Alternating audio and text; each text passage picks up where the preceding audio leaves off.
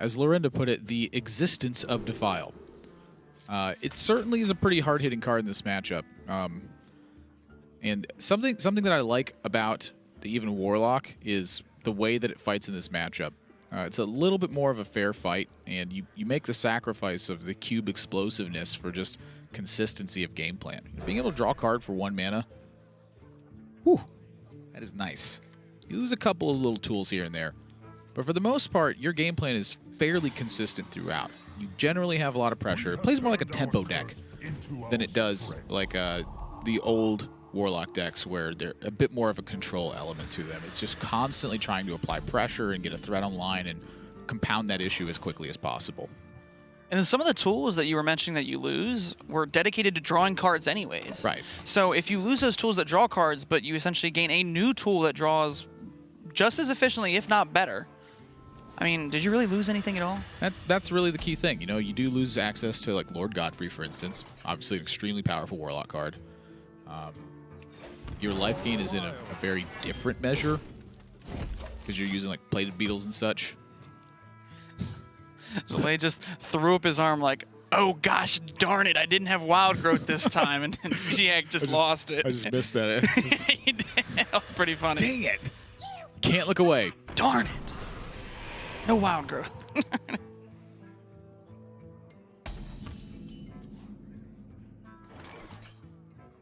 Gonna throw his fist in the air for a different one on that right there. Amnesiac, however, does have a good setup. Gets this taunt minion down. He's going to have a giant down next turn.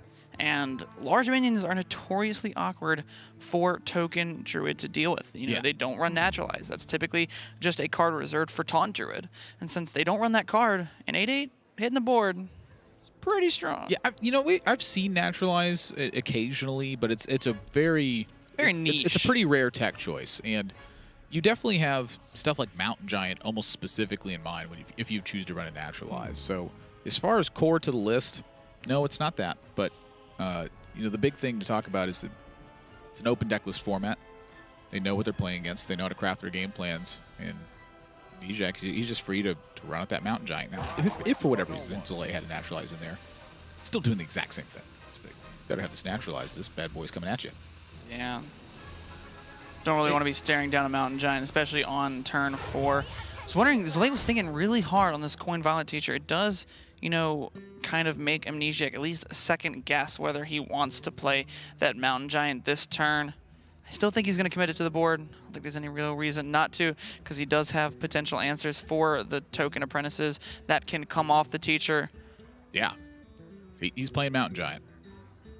I think it's a good play, Admirable. Yeah. I mean, what else? He's going to trade Hellfire?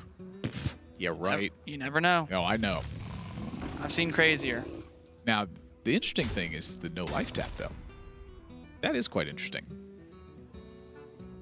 I think it's just a precaution.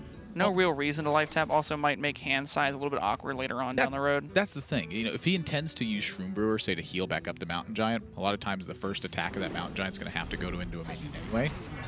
What that means is he just takes the option on the draw next turn. He has an odd amount of mana. There's nothing left to do with it. You know, if he has intention to ever play 2 2-cost minions, that would be a sign for him to life tap on turn 4, play the Mountain Giant, and then life tap again afterwards. But typically, he's going to have that Shroom Brewer slated, run over a minion, heal it back up, take the card draw after. And this Ironwood Golem is presenting a little bit of a roadblock. That Teacher's going to live around for 1 more turn. Now, Twilight Drake option as well. I mean, I'm liking the Twilight Drake here, but Shroom Brewer, you know, just healing back that Giant up, make sure it doesn't die to that swipe Spellstone. I prefer this, but when you pick up a Twilight Drake, you have to consider it. It's just so vital to keep that Mountain Giant around. I mean, that's the deck's bread and butter. Right. This is like the 2, 4, 5 turn that you really want against Druid. Get a guy online to block, have the Mountain Giant, heal it back up.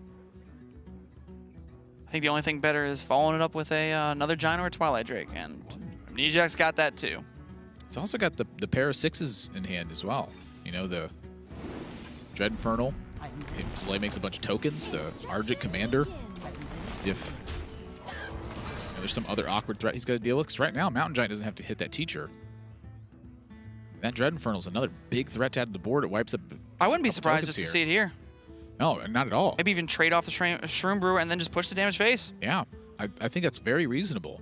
You know, you're looking at 8 damage crashing in and then 14 left on board. That is a problem for Zalae. Like we said, Zalae's deck cannot answer large minions. Not effectively.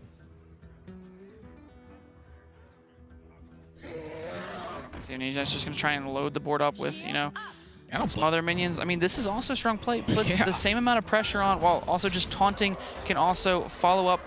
I think the reason Amnesiac did this is because it protects the Shroom Brewer, which means the Shroom Brewer is going to be allowed to push 4 extra damage, and then he can commit the Dread Infernal. That is often something that you see from Amnesiac too. It's one of those things about his play where he tries to get the most out of resources in a fairly aggressive manner. You know, a lot of times when you think about getting the most out of a resource, you're thinking fairly conservative play. But for Amnesiac, it's like, I'm just going to protect this 4-1. If he wants to spend 2 mana to get rid of it, I'm totally fine with that. He spends 2 mana, he's not doing a lot of other things. And like you said, you know, making sure each card goes the distance and does more than the Call of Duty is impressive. I mean, that Shroom Brewer was sent in to heal up that giant. When he got 4 damage in and had the potential to get 4 more damage in. And pulled 2 extra mana. And pull 2 mana. Yeah, it's a good deal. And have a good voice line. Zalae he's gonna go with the spiders here and hope that's enough. We can see that it's not gonna be enough, but yeah, this is a major turning point in this game. Amnesiac he's about to deliver. That delivery is going to be very painful for Zalae. Yeah, just going to go ahead and pop the bubble on that Argent Commander and then just push all of this damage face. Zalae really doesn't have a great way to deal with any of this, and that's a lot of damage coming in from Amnesiac. No viable answer, really, from Zalae. And double Hellfire on the follow-up if he does not gain armor this turn. I think he's done. I think that's game over. I think that's checkmate. Even if he's just gaining armor, you think about 12 here, it just mitigates 1 set of attacks. It's not that powerful. He's not doing anything really alongside it. So I'll be curious if, you know, does he have to do something crazy like an armor and arcane tyrant turn with branching pass. Ugh. It sounds so bad now that you said it out loud. It's really bad. And what else can you do at this point? I mean, sure, he's got like Whispering Wood, Soul of Forest, but that's like literally why Amnesiac has included the Tainted Zealot in the deck. So you can play the Tainted Zealot, Defile, and it clears out both waves of the minions. Typically, you'd have to have a minion on your side of the board, but if you never did, you weren't allowed to trade in and then Defile, it could spell a lot of trouble. But like you said, yes, perfect use of that Tainted Zealot. Just doesn't. Zalae feels like he doesn't have an option here. He's going to hope he can't clear this with Defile. Even if he doesn't clear with Defile, he's got to get through 2 taunts with 18 health.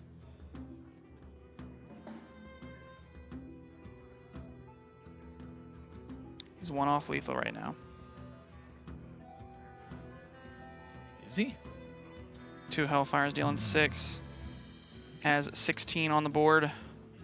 Doing my math correctly, that's 22. That's 18 damage on board, isn't it? No, it's usually 16. You're right. Why did I count that giant as 10? What am I doing today?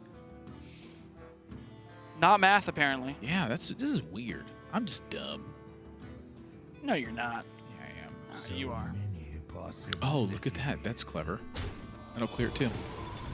Wants to preserve as much health on these minions as possible. I was just like looking at my head. I was like, Tainted Zealot Defile. Great. Or like Dread Infernal Defile. Awesome. I mean, a lot of plays were good here, and I think a lot of plays won him the game. Dread Infernal Defile doesn't work. Don't do that one. You're right, no, it doesn't work. Well, no, it'd make the Argent Commander 1 health. This works, though. I mean, this is much better. And I think Zalae's just accepting the fact that this game is over. Trying to find something, but even if he gains 24 armor, that's just not going to be enough. It just doesn't accomplish anything. Yep, Oh, I like this line of play. That's the old Zalae acceptance. Warlock for Amnesiac going to get him on the board. It's a tied series. but Zalae gets the option to answer back. Amnesiac's going to be staying on Warlock. Druid's now out of contention. With Miracle Rogue and with Combo Priest left, the Divine Spirit Inner Fire style. I got to think that Miracle Rogue is a better option here than Divine Spirit